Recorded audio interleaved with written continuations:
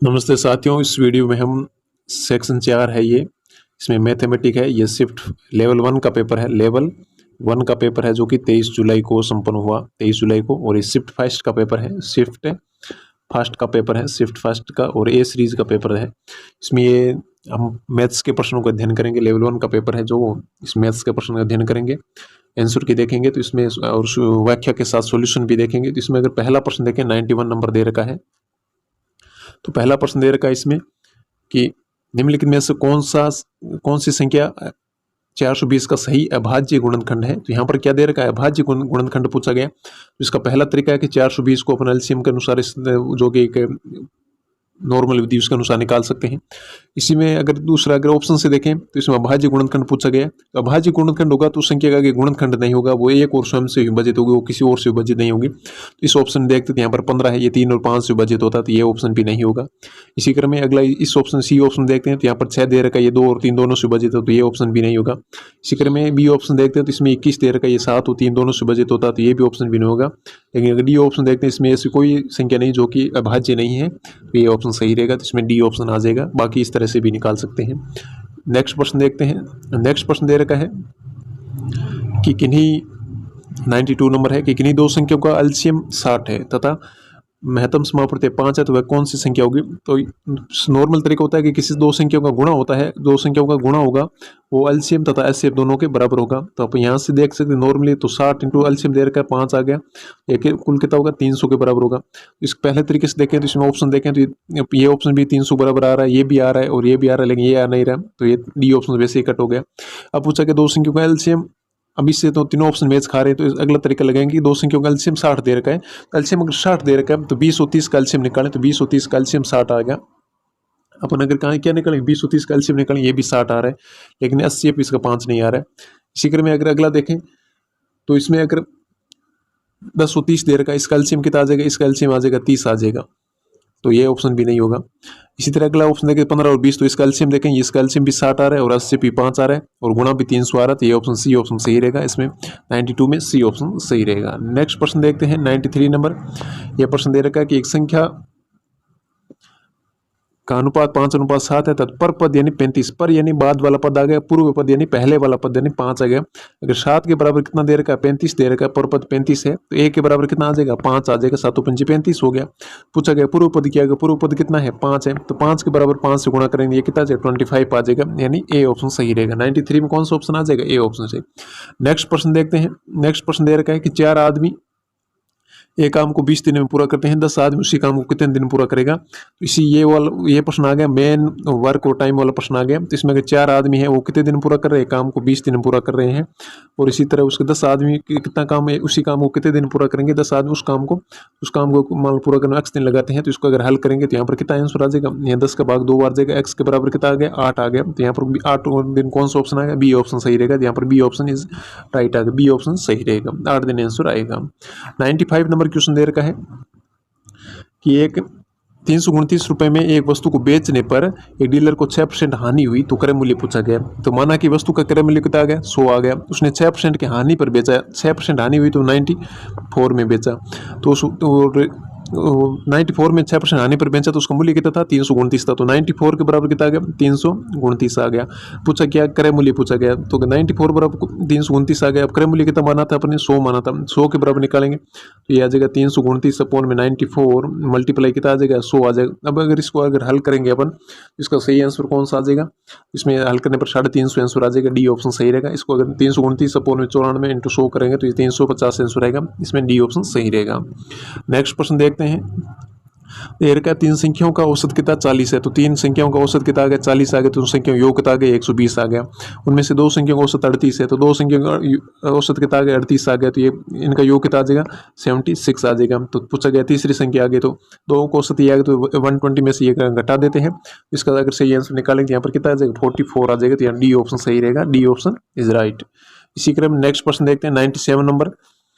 97 number प्रश्न दे रखा है, देखें तो इसमें कि 3,000 पर 2 वर्ष की 11% की साधारण ब्याज वार्षिक दर से साधारण ब्याज की दर से धनराशि पूछा गया। तो इसमें नॉर्मली मतलब साधारण ब्याज से पूछा गया, तब हम ब्याज निकालते हैं। सर्वप्रथम क्या निकाल लेते हैं, ब्याज निकालते हैं कृषि साधारण ब्याज से। तो रुपए कितने दे रखे, 3,000, पी इंटू 3,000, दर कितनी दे रखी, 11% दे रखी, समय कितना है, 2 है, बट्टा में कितना आ जाएगा, 100 आ जाएगा। 2 जीरो से 2 जीरो चला जाएगा, 3 दूई 6 आ गया, तो 6 को तो 11 से गुणे 66 आ गया, तो 66 के बाद में 0 तो 660 आ जाएगा। ये पूछा गया कि कितनी धनराशि प्राप्त होगी, तो 3,000 तो उसने दे रखे थे, 660 उसका ब्याज आएगा, तो कुल कितनी धनराशि आ जाएगी, 3,660 आ जाएगी। इसमें बी ऑप्शन सही रहेगा, ये बी ऑप्शन सही रहेगा। इसी तरह नेक्स्ट प्रश्न देखते हैं, 98 नंबर देखते हैं। 98 नंबर प्रश्न दे रखा है कि 21 मूलधन व 8% की वार्षिक ब्याज की दर से 2 वर्ष तथा 3 वर्ष का साधारण ब्याज का अंतर निकालना है। तो अगर साधारण ब्याज का फॉर्मूला निकालें सिंपल इंटरेस्ट का, वो होता है PRT अपॉन में 100 दे रखा है। तो अब 2 वर्ष का साधारण ब्याज का अंतर निकालना है, तो अपनी इसको अगर सीधे निकालें तो यहाँ पर 2 वर्ष का अंतर, मतलब दोनों का अंतर निकालना है, तो यहाँ अंतर के इक्वल टू क्या आ जाएगा, तो दोनों का मूलधन समान आ गया, तो 21 इंटू आ जाएगा, दर कितनी है, दोनों को समान आ गई।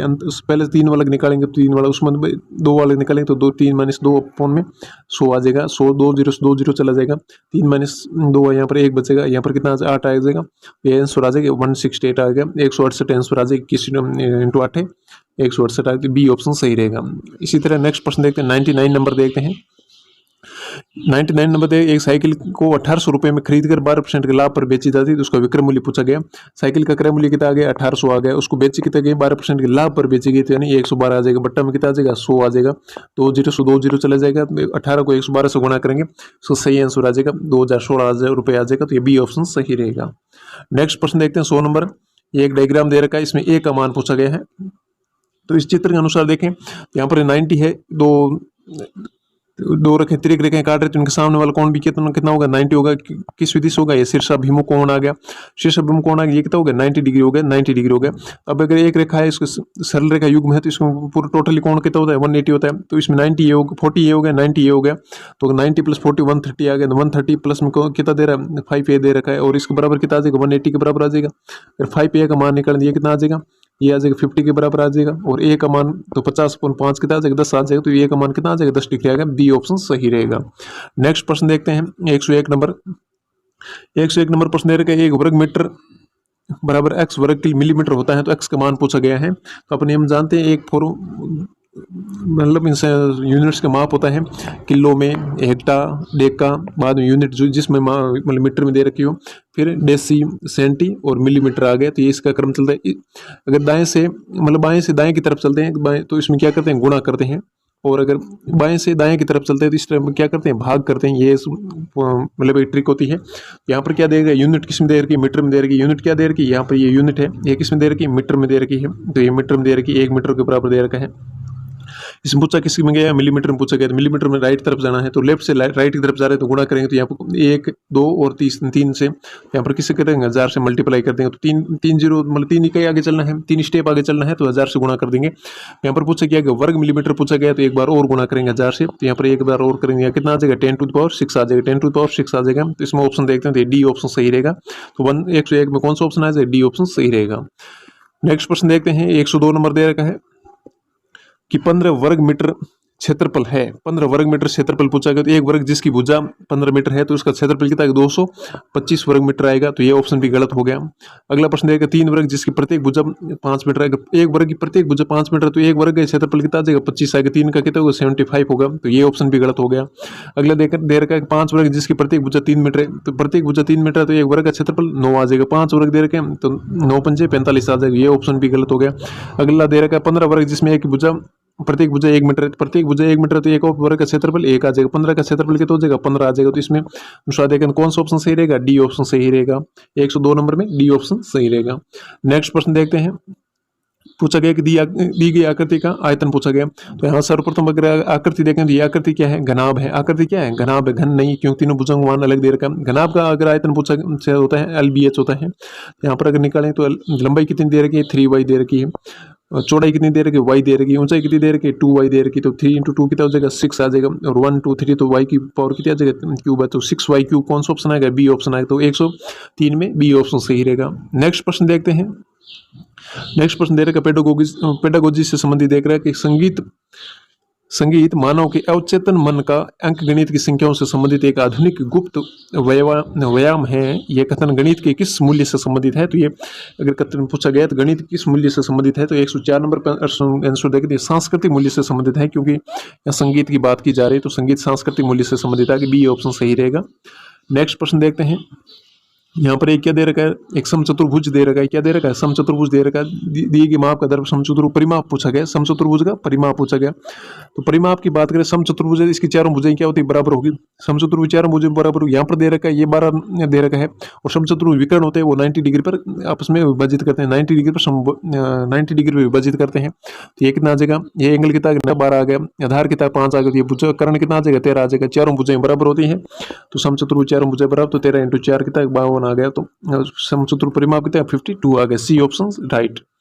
नेक्स्ट प्रश्न देखते हैं। गणित सभ्यता व ये प्रश्न है 106 नंबर की। गणित सभ्यता व संस्कृति का दर्पण है। गणित सभ्यता व संस्कृति का दर्पण यह कथन किसने दिया? तो ये कथन किसने दिया था? होगमे ने दिया था कि गणित सभ्यता व संस्कृति का दर्पण है, ये कथन होगमे ने दिया। सी ऑप्शन सही रहेगा। नेक्स्ट प्रश्न देखते हैं। नेक्स्ट प्रश्न दे रखा है, निरीक्षण करो और सीखो के सिद्धांत पर कौन सी विधि आधारित है? निरीक्षण करना और सीखने के सिद्धांत की बात करें तो इसमें पहले इस वस्तु के या किसी चीज का निरीक्षण करेंगे, उसके बाद उसके अनुसार सीखेंगे, मतलब प्रैक्टिकल करना है, तो उसमें कौन सी विधि आ जाएगी? प्रयोगशाला विधि आ जाएगी। तो यहाँ पर बी सी ऑप्शन सही रहेगा। नेक्स्ट प्रश्न देखते हैं। प्राथमिक स्तर पर खेल में गणित शिक्षण कराने के लिए कौन सी व्यवस्था लागू नहीं होती है? लागू नहीं होने वाली व्यवस्था पूछेगी तो मोंटेसरी ये खेल विधि है, डाल्टन ये भी खेल विधि है, और किंडरगार्टन विधि ये भी खेल विधि है। और इसमें अगर व्याख्यान विधि देखें, ये खेल विधि नहीं है, तो इसमें डी ऑप्शन सही रहेगा। इसमें आप अगर कमेंट करके बताइएगा डाल्टन विधि का प्रतिपादक क्या है, डाल्टन विधि का आविष्कार किसने किया, ये कमेंट करके जरूर बताइएगा। चैनल को सब्सक्राइब भी जरूर कीजिए और दोस्तों के साथ वीडियो को शेयर जरूर कीजिएगा। इसी क्रम में अगला प्रश्न देखते हैं। निदानात्मक परीक्षण का उद्देश्य क्या है? निदानात्मक परीक्षण उद्देश्य पूछा गया तो शिक्षक की कार्यकुशलता का पता लगाना, ये बिल्कुल नहीं है। बालकों को विभिन्न कौशलों का विकास करना, ये निदानात्मक परीक्षण का उद्देश्य नहीं है। अगला दे रखा है गणित विषय के अध्ययन व अध्यापन प्रक्रिया में सुधार करना, ये बिल्कुल सही आंसर रहेगा। इसमें सी ऑप्शन सही रहेगा। निदानात्मक परीक्षण का उद्देश्य क्या आ जाएगा? गणित विषय में अध्ययन और अध्यापन की प्रक्रिया में सुधार करना, तो सी ऑप्शन सही रहेगा। नेक्स्ट प्रश्न देखते हैं। 110 नंबर प्रश्न दे रखा है, वृत्त के क्षेत्रफल को पढ़ाने की सबसे उपयुक्त विधि क्या है? वृत्त का क्षेत्रफल पढ़ाएंगे तो अपन सीधा फॉर्मूला बताएंगे कि पाई आर स्क्वायर वृत्त का क्षेत्रफल होता है। तो इसको फॉर्मूला बताए तो ये कौन से, पहले फॉर्मूला नियम बता दिया, उसके बाद में अगर उसको हल करेंगे तो ये कौन सी विधि आ जाएगी? निगमन विधि आ जाएगी। इसमें बी ऑप्शन सही रहेगा। चैनल को सब्सक्राइब जरूर करें दोस्तों, अपने साथियों के साथ शेयर भी करें वीडियो को। नेक्स्ट प्रश्न दे रखा है, गणित में स्लाइड रूल का उपयोग किया होता है। गणित में स्लाइड रूल की बात करें तो स्लाइड रूल का उपयोग होता है गुणन विभाजन के लिए होता है, तो इसमें ए ऑप्शन सही रहेगा। ए ऑप्शन सही रहेगा। स्लाइड रूल गुणन विभाजन के लिए होती है। नेक्स्ट प्रश्न दे रखा है, निम्नलिखित में से कौन सा कथन गणित की प्रकृति से संबंधित नहीं है? इसमें दे रखा है, गणित में अमूर्त प्रत्ययों की व्याख्या की जाती है, यह सही कथन है। गणित में सामान्य अनुमान का क्षेत्र सीमित होता है, गणित में सामान्य अनुमान का क्षेत्र सीमित नहीं होता है, यह क्या होता है? व्यापक होता है। गणित क्या तो व्यापक होती है। इसी क्रम में अगला दे रखा है, गणित एक सार्वभौमिक विषय है, यह सही है। संख्या, स्थान, मापन इत्यादि गणित के आधार है, ये भी सही है। तो इसमें कौन सा कथन गलत आ गया? बी ऑप्शन सही रहेगा। ये कथन गलत है क्योंकि गणित में संख्या अनुमान सीमित नहीं होता, व्यापक होता है। इसी क्रम में नेक्स्ट प्रश्न देखते हैं। नेक्स्ट प्रश्न दे रखा है कि शब्द क्यूरिकुलम किस भाषा से लिया गया? तो ये लैटिन भाषा से लिया गया। और क्यूरिकुलम का अर्थ क्या होता है? दौड़ का मैदान होता है, तो दौड़ का मैदान होता है। क्यूरिकुलम शब्द का अर्थ होता है दौड़ का मैदान। ये लैटिन भाषा से शब्द लिया गया, तो ये बी ऑप्शन सही रहेगा। नेक्स्ट प्रश्न देखते हैं कि गणित में सारणी बनाना किस उद्देश्य के अंतर्गत आता है? सारणी बनाना ये गणित के कौशल के उद्देश्य के अंतर्गत आता है, इसमें ए ऑप्शन सही रहेगा। सारणी बना रहा है, वो फिजिकली एक्टिविटी कर रहा है, हाथ को चला रहा है, पेन चला रहा है, तो इसमें कौन सा कौशल उद्देश्य आ जाएगा? कौशल आ जाएगा। नेक्स्ट प्रश्न देखते हैं। 115 नंबर प्रश्न दे रखा है कि 10,20,305 का सही आंकिक रूप कौन सा है? तो इसमें अगर इकाई दहाई के अनुसार सेट करना है, तो अगर 10,20,305 का सही आंकिक रूप देखें, यहाँ पर अगर देखें तो यहाँ पर 12 लाख दे रखा है, तो ये संख्या ज्यादा ही दे रही है, ये ऑप्शन गलत हो गया। इसी क्रम में अगला देखें तो इसमें 10 लाख से ज्यादा संख्या दे रही है, ये ऑप्शन भी गलत हो गया। और इसमें ये ऑप्शन सही रहेगा कि 10,20,305, इसमें ये ऑप्शन सही रहेगा। 115 में ए ऑप्शन सही रहेगा। नेक्स्ट प्रश्न देखते हैं कि दे रखा है कि अंक 2, 5, 7, 8 का उपयोग करते सबसे बड़ी व सबसे छोटी संख्या बनाइए। अब इन दोनों संख्याओं का अंतर कीजिए यदि अंतर निम्न में किस संख्या से विभाजित नहीं होता है, तो ये पूछा गया। इसमें अगर 2, 5, 7, 8 की सबसे बड़ी संख्या बनाएंगे तो ये आ जाएगी 8, 7, 5, 2। ये सबसे बड़ी संख्या, सबसे छोटी संख्या निकालेंगे तो ये आ जाएगी, उल्टा लिखेंगे इसको 2, 5, 7, 8 आ जाएगा। इसको अगर हल करेंगे ये कितना आ जाएगा? ये 4 और ये 3 में से 6 और 1 6164 आ जाएगा। तो इसको अगर विभाजित करेंगे, यहाँ पर पीछे 4 आ रहा है तो 2 से विभाजित है, ये इसको टोटली करेंगे तो यहाँ 6 6 12 आ रहा है, 13 4 17 यार,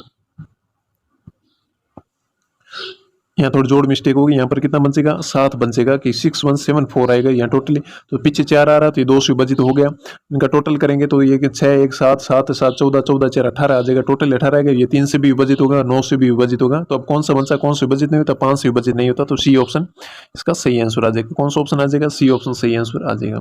नेक्स्ट प्रश्न देखते हैं, इसमें दे रखा निम्नलिखित में से कौन सी विकल्प में 5 का स्थानीय मान 500 नहीं है। तो स्थानीय मान कौन सा होता है, जिस संख्या का अगर इकाई में 100वें भाग या 10वें 1000वें भाग या 10वें भाग के रूप में होती है उसको इकाई मान कहा जाता है। 500 को स्थानीय मान पूछा गया, स्थानीय मान 500 पूछा गया, यहाँ पर कितना आ गया, ये 500 की संख्या मांगी थी, इसका स्थानीय मान 500 है, इसका भी है और इसका भी है, लेकिन ये इसका स्थानीय मान कितना आ गया 50 आ गया, तो ये सी ऑप्शन सही रहेगा।